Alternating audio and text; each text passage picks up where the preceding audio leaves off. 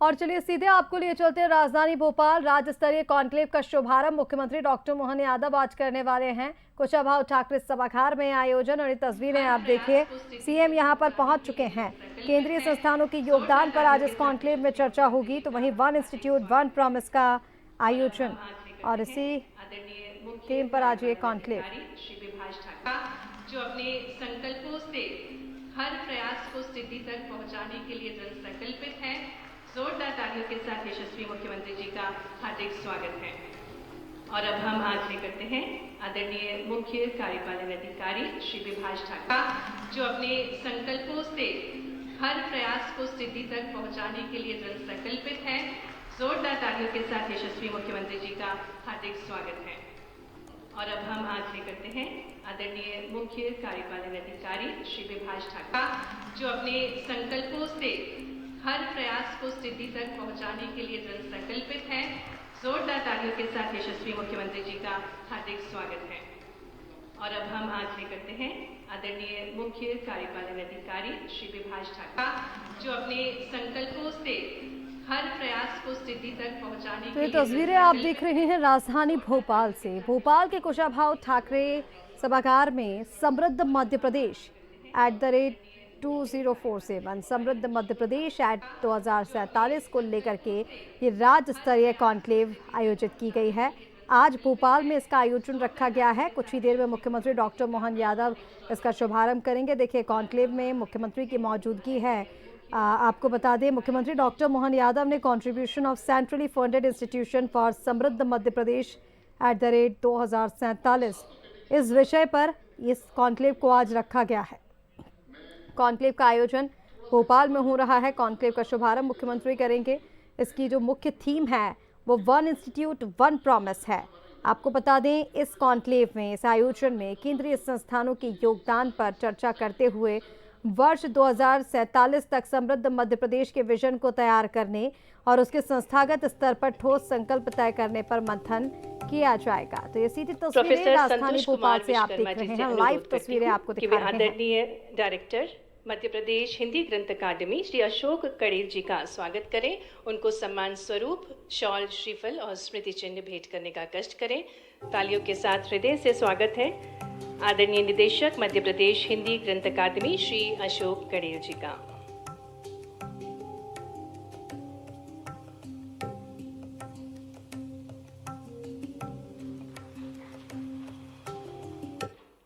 धन्यवाद।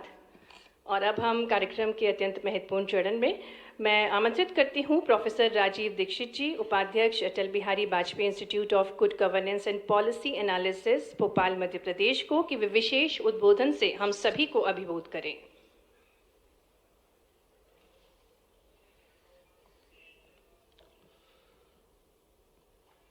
आज के कार्यक्रम के हमारे मुख्य अतिथि मध्य प्रदेश शासन के यशस्वी मुख्यमंत्री डॉक्टर मोहन यादव जी, आदरणीय चीफ सेक्रेटरी महोदय अशोक वर्णवाल जी, विशिष्ट अतिथि आदरणीय अशोक कड़ेल जी, मंचासीन अन्य साथीगण, इस संस्थान में उपस्थित केंद्रीय संस्थानों के निदेशक, उनके प्रतिनिधिगण, राज्य विश्वविद्यालय के माननीय कुलगुरुगण, प्रदेश के अन्य संस्थानों के शीर्ष नेतृत्व करने वाले हमारे अतिथिगण। पिछले वर्ष जब मध्य प्रदेश अपनी स्थापना दिवस मना रहा था तो माननीय मुख्यमंत्री महोदय के नेतृत्व में एक समृद्धि 2047 विजन डॉक्यूमेंट लॉन्च हुआ। ये निश्चित रूप से हमारे प्रधानमंत्री जी का जो आग्रह है उसको ही मजबूत करने की एक प्रयास था मध्य प्रदेश शासन का। और 2047 जो विजन डॉक्यूमेंट है मध्य प्रदेश का, वो इतना स्पष्ट डॉक्यूमेंट है जिसको देख करके लगता है कि वास्तव में इस दिशा में यदि प्रयास किए जाएंगे तो हम 2047 तक हमारा प्रदेश देश में एक अच्छे स्थान पे पहुंच सकता है। हम नेतृत्व कर सकते हैं हमारे राष्ट्र का भी। और इसमें 315 जो एक्शनेबल जो पॉइंट्स थे, उन एक्शनेबल पॉइंट्स को अध्ययन करने के बाद में ये ज्ञात हुआ कि इसमें केंद्रीय संस्थानों की जो हमारे प्रदेश में है उनकी बड़ी महत्वपूर्ण भूमिका हो सकती है। जब हमने संपर्क करना प्रारंभ किया केंद्रीय संस्थानों के निदेशकों के साथ में, तो बड़े आश्चर्यजनक रूप से हमको सुखद अनुभव रहे। हमारे कई सारे संस्थानों के निदेशक महोदयों ने बोला कि उनका भी प्रदेश के बारे में कुछ विजन है और वास्तव में एक बहुत अच्छी इसकी संभावनाएं हैं।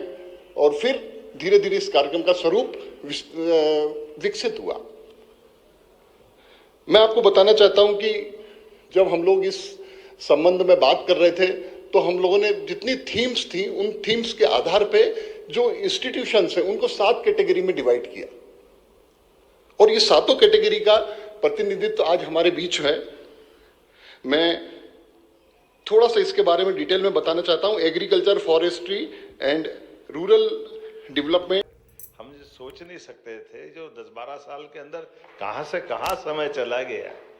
ये छोटे छोटे, लेकिन ये बात सही है कि दूरदर्शी नेतृत्व की दृष्टि और वर्तमान का मार्गदर्शन हमारे सभी राज्यों को स्वस्थ रूप से बढ़ाने के लिए वो अवसर भी उपलब्ध करा रहा है और उस कारण से विचार का मौका भी दे रहा है, जिसकी आज हम बात कर रहे हैं। आमतौर पर जिस प्रकार का ये समय है और इस समय में मैं मान के चलता हूँ कि यह बात सही है कि हमारे काफ़ी विद्वानों ने अपने अपने संस्थानों की गतिविधि को लेकर के वो बताने जा रहे थे। संतोष जी बार बार उनको कह रहे छोटा 1 मिनट में। अब आदमी इतना तैयारी करके आए, वो क्या बताए 1 मिनट में क्या छोड़े, उसके मन में भी दुविधा है। लेकिन ये मेरे को भी अच्छा लग रहा था कि संस्थान का हेड मौजूद है।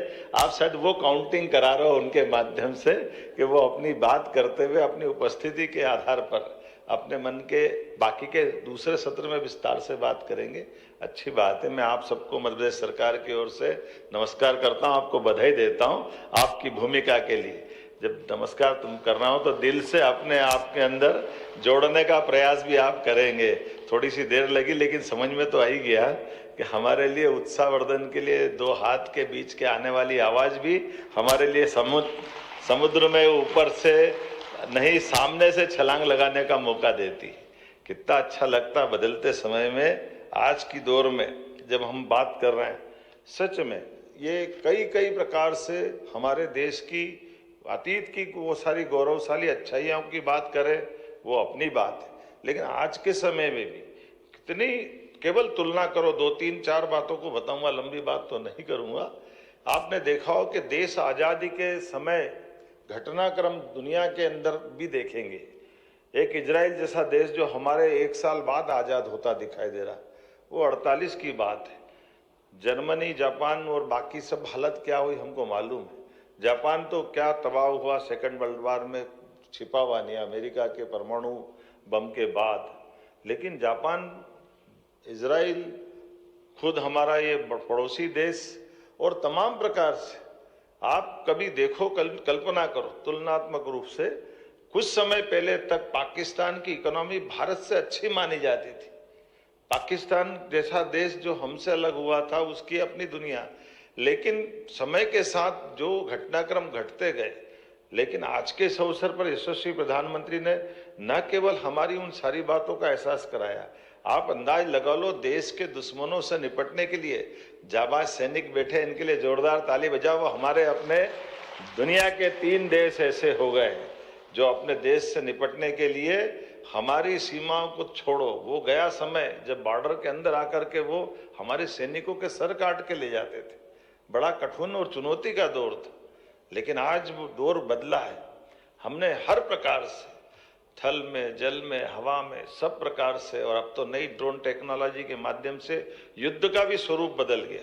अभी आखिरी ऑपरेशन सिंदूर के समय हमारी बॉर्डर के इलाके में लोग हमेशा की तरह इंतजार करते रहेगा, युद्ध पूरा हो गया।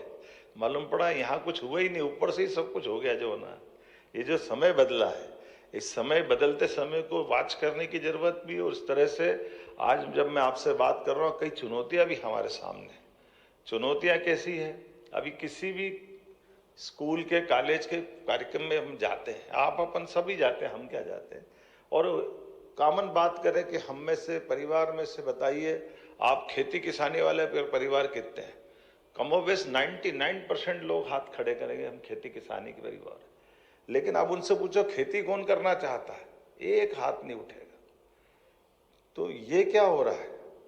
हम आने वाले समय की दृष्टि से ये जो चुनौती हमको घर में से ही मिल रही है, जब हमारा एग्रीकल्चर आधारित देश और प्रदेश, लेकिन वहाँ ये निराशा को, अब ये अलग बात है कि बदलते दौर में हमारे यहाँ खुद के यहाँ बदल गया। आज का समय कैसा हो गया? अगर मैं मध्य प्रदेश के संसाधन की दृष्टि से देखूं तो 55 साल में 1956 में मध्य प्रदेश आजाद हुआ और मध्य प्रदेश बना है, और 2002-03 तक इरिगेटेड एरिया केवल 7.5 लाख हेक्टेयर था, और 7.5 लाख हेक्टेयर में 55 साल लग गए। और ये वही स्थिति जैसे गेहूं के उत्पादन में और बाकी समय पे विदेश पे हमारी निर्भरता है। लेकिन समय कितना तेजी से बदला, और अपने इस वर्तमान के समय को जानते पहचानते हुए कि आज की स्थिति में मध्य प्रदेश के अंदर जो हमने नदी जोड़ो अभियान का नया प्रयोग किया है, वाकई प्रधानमंत्री जी को धन्यवाद देना चाहेंगे, जिनने इरिगेटेड एरिया बढ़ाने के लिए नदी के संसाधन प्राकृतिक रूप से भले ही हो, लेकिन इनकी जल रचनाओं का लाभ हमको अपने राज्य में क्यों नहीं उठाना चाहिए। तो केन बेतवा नदी जोड़ो अभियान विश्व का पहला मध्य प्रदेश ने लिया है, आप वैज्ञानिकों के कारण से कि हाँ, हमने अपने संसाधनों की बलबूते पर, एक नदी में बाढ़ आती है और दूसरे को जोड़ दो, दोनों का तालमेल कर दो, ज्यादा पानी यहाँ इकट्ठा कर लो, बाद में हम बंटवारा कर देंगे। तो स्वस्थ प्रतिस्पर्धा भी राज्यों के बीच, अदरवाइज हमने तो केरल, कर्नाटक, आंध्र, तमिलनाडु में लोगों को मरते देखा है। आज समय कैसा आ गया, मिल करके काम करने का, स्वस्थ प्रतिस्पर्धा।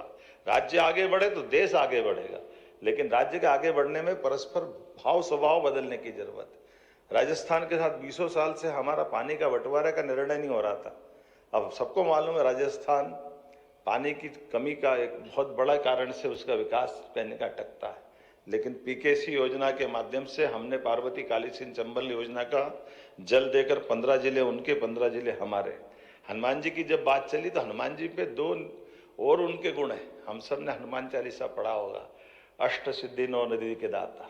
तो ये अष्ट सिद्धि और 9 निधि की बात अगर अपन करें तो आज के समय के हिसाब से अगर मैं इसको देखूं तो आपको ध्यान में आएगा, आज हमारी अपने इस वर्तमान के समय की दृष्टि से अब हमारे लिए सच में मध्य प्रदेश की दृष्टि से तो हमारे पास जो अष्ट सिद्धि से 9 निधि की तरफ से कुशल बनाता है, मैन्युफैक्चरिंग, प्रदेश को ग्लोबल मैन्युफैक्चरिंग हब बनाता, रिसर्च, एआई और पब्लिकेशन से पेटेंट तक का रोड मैप, इनोवेशन, इंफ्रास्ट्रक्चर, नवाचार, अधोसंरचना की बात करते हैं तो आधुनिक, सुदृढ़ और डिजिटल इंफ्रास्ट्रक्चर के विकास के लिए बड़ी संभावना है।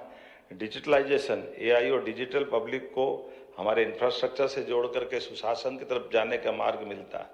और इसी प्रकार से डेवलपमेंट, ह्यूमन कैपिटल, आत्मनिर्भरता, ये प्रत्येक क्षेत्र में, और इसी के साथ साथ भविष्य की दृष्टि से हमारे अपने राज्य के अंदर विकास की संभावना में रोजगार, निवेश, उत्पादन, निर्यात, उद्यमशीलता, नवाचार, सुशासन, क्षेत्रीय असंतुलन को संतुलित करते हुए समावेशी विकास की तरफ बढ़ने के लिए ये दोनों प्रकार से हम बढ़ेंगे तो निश्चित रूप से आज के समय में मध्य प्रदेश के साथ भारत सरकार के संस्थानों ने जो अपनी मौजूदगी दिखाई और भविष्य का रोड मैप लेकर आए, मैं आप सबको भी बधाई देना चाहूँगा। और मैं आपको आश्वस्त करना चाहूँगा, आज के समय में जब हमारे लिए स्किल नई करेंसी है और इनोवेशन नई इकोनॉमी है, ऐसे समय में हमारे संस्थानों को कौशल, शोध, नवाचार, उद्यमिता का केंद्र बनाने की आवश्यकता है।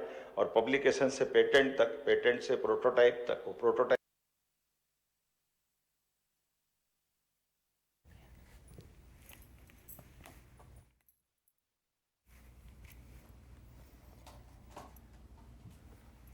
तो सीधी तस्वीरें इस वक्त आप देख रहे हैं समृद्ध मध्य प्रदेश 2047 पर मंथन हो रहा है। कुशाभाऊ ठाकरे सभागार की सीधी तस्वीरें। मुख्यमंत्री इस वक्त कार्यक्रम को संबोधित कर रहे हैं और 1 इंस्टीट्यूट 1 प्रॉमिस का आयोजन यहाँ पर किया गया है।